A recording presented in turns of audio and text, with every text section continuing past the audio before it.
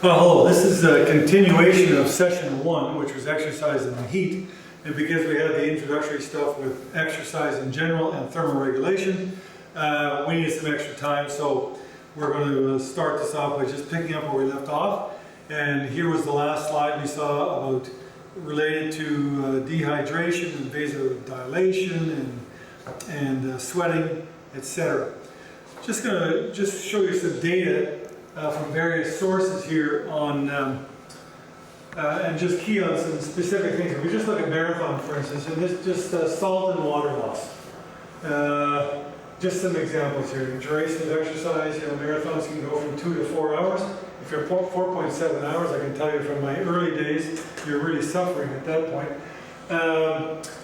Sweat rate, 1 to 1.5 liters of sweat per hour. So total water loss can be 2 to 7 liters. Of course, the longer you race, the more you lose. And total salt loss in sweat, 1.6 to 28 grams of salt. That can be quite a bit of salt. And one of the acclimatizations to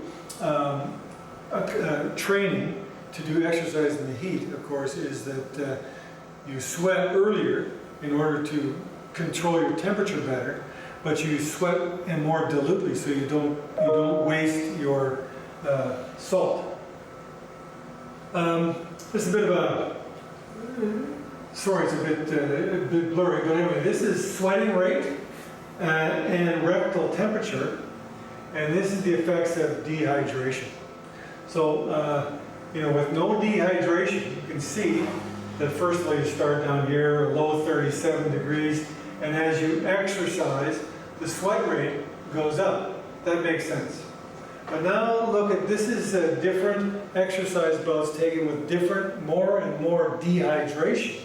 And we talked about the effects of 2 to 4% dehydration, so 3.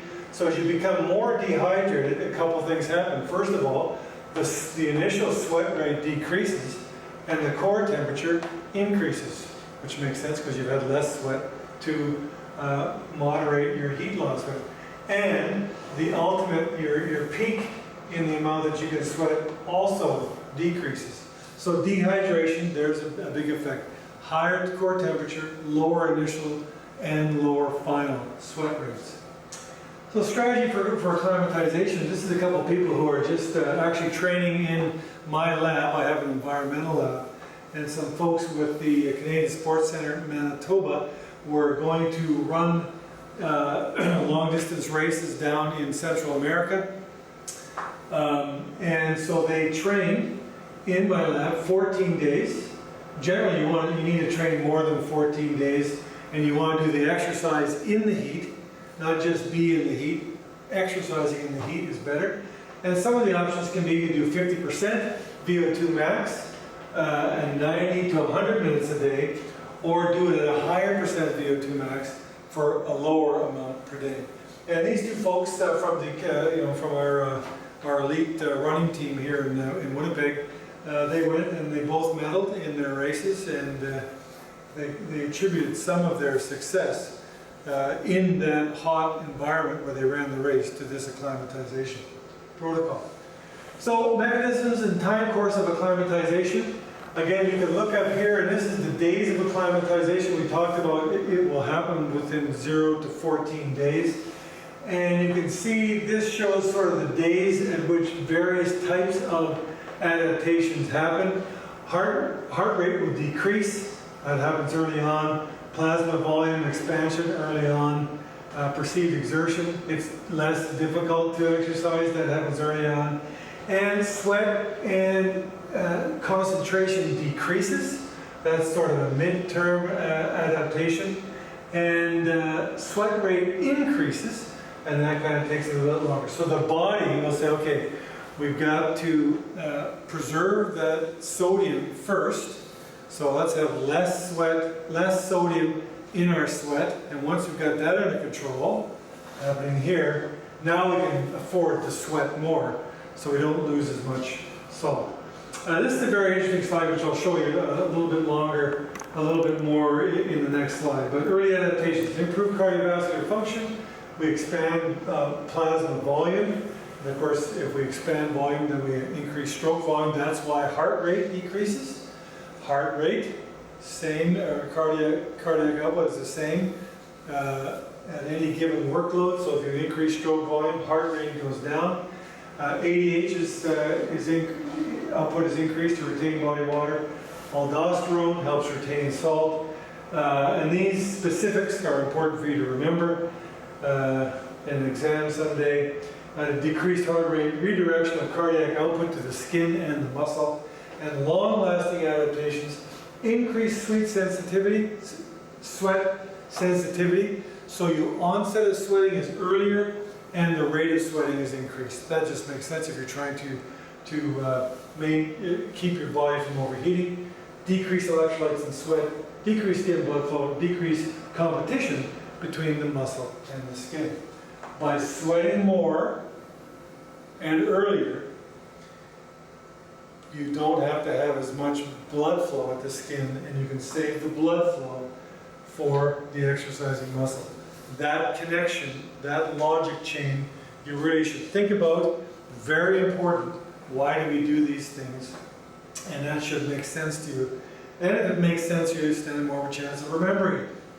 Now, this is a very interesting graph about acclimatization. So we have heart rate, rectal temperature, mean skin temperature. We're not going to look at all of them, but it's basically the same kind of thing.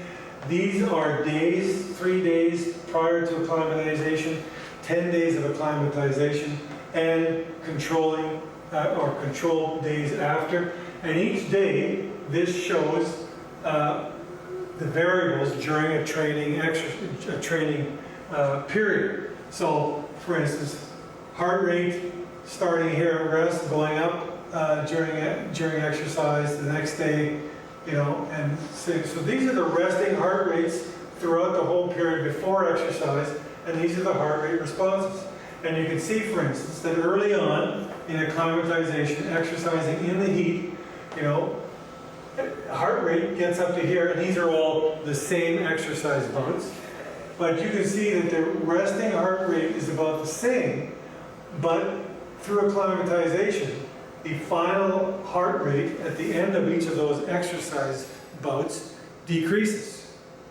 And you now should be able to figure out, well, they're doing the same amount of work, so the cardiac output has to be the same. The heart rate is lower. How is that? Why? The answer is because stroke volume is going up, because of plasma volume increased over those 10 days. And of course, the same thing here. Because the body's working better, the increase in rectal temperature each day, again, you start about kind of the same temperatures at the beginning of exercise, but the end core temperature at the end decreases, which shows good acclimatization. So heart rate decreases, rectal temperature decreases, and skin temperature decreases. Again, you look at the end, skin temperature decreases. As I just explained in that last slide, the body tries to acclimatize to make more use of sweat to dissipate heat as opposed to blood flow to the skin to dissipate heat. So, skin temperature is lower, partially because there's more sweat heat loss, evaporative heat loss, but also there's less blood flow, and less blood flow to the skin for the same amount of exercise means there's more blood available to the exercising muscles. So the body really is an amazing machine designed to do amazing things and to adapt to many different stresses. And it pays to be fit. Fitness improves the core temperature response and speeds acclimatization. So if you want to acclimatize yourself to do exercise, you're going to go down to Central America to run a race and you want to acclimatize. Well, the number one thing is it's best if you are already in great shape. So look at rectal temperature in the heat and acclimatization day for the plateau in, we know that as you sequentially train in the heat every day, how many days does it take for you to become fully acclimatized? And maximum oxygen uptake. So the higher the oxygen uptake, the better shape you're in before you started. And as you can see, people who were in better shape, higher VO2 maxes, took less days to become acclimatized than people who were in less shape took more days. And likewise, people in better shape had lower rectal temperature than people who were in moderate shape. Their temperature at the end of exercise increased more. So it pays to be fit if you want to acclimatize to do some work. So hydration, back to Alberto Salazar, 1982 Boston Marathon. For some reason, and I haven't read the book, but he did not have any hydration during the race. And as you know now, you can lose anywhere from 1 to 2 to maybe 3 liters of fluid an hour. A marathon's 2 hours, so he lost anywhere from 3 to 8 liters of body fluid, and he did not replace it. So somehow he was psychologically extremely strong, and he won the race. But he had to be admitted to the emergency room right after that. He was given 6 liters of IV fluid in the emergency room, and he never really fully recovered from that. He was never the same racer, and that's why 2 years later in the Olympics, even though he was still expected to win, he came in a disappointing 15th. So, race day hydration. You need to be hydrated, and it starts before the race. You need about 500 liters, or milliliters, sorry, half a liter, 2 hours before the race. You don't want to do it just right at the race, because if you drink half a liter, you're going to have to go to the washroom, and you want that to happen before the race and not during it. During the race, you want to start early, and you want to drink 600 to 1200 milliliters an hour. So never pass a hydration station. If they're going to give you something to drink, you drink it. And the drink composition, you want to have water, obviously, to deal with dehydration. You can consider carbohydrates to maintain blood glucose if your race is longer than 60 minutes. And electrolytes such as sodium and potassium, you can have that in there to maintain electrolyte balance. And I don't have it in here, but you also need to rehydrate after the race. So one thing is, this is one of the textbooks I've been referring to, and are you hydrated? How do you know if you're hydrated or not? Well, one thing is you can just look at the color of your urine. And this is the back page of this book, and it actually is fairly accurate. You can look here, it says the urine color chart shown here will assess your hydration status and level of hydration. Obviously, the darker your urine, the more concentration of electrolytes you have and the less concentration of liquids you have. And as you can see here, it says if your urine sample matches 1, 2, or 3, you're well hydrated. And if your color is 7 or darker, you are dehydrated and you need to start consuming fluids. See chapter 2 for details. That just makes sense. And I've certainly found that in many different activities that I've done, whether it's winter expeditions or summer running or even working on my cabin. At the end of the day, I might have a feeling of whether I'm dehydrated or not, but all I have to do is look at the color of my urine. I can tell if I've had enough to drink that day. And the idea is to drink ahead of the curve. Don't drink to thirst, drink to what you know you need. Because our thirst mechanism doesn't work. By the time we're thirsty, we're already dehydrated.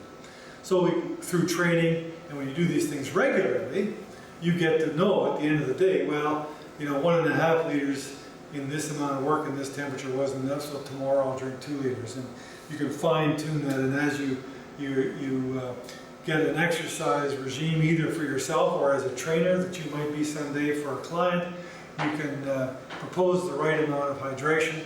Hydration in the heat, very, very key. So, thanks, and you can move on to the next part, which will be exercise in the cold. Thanks, bye.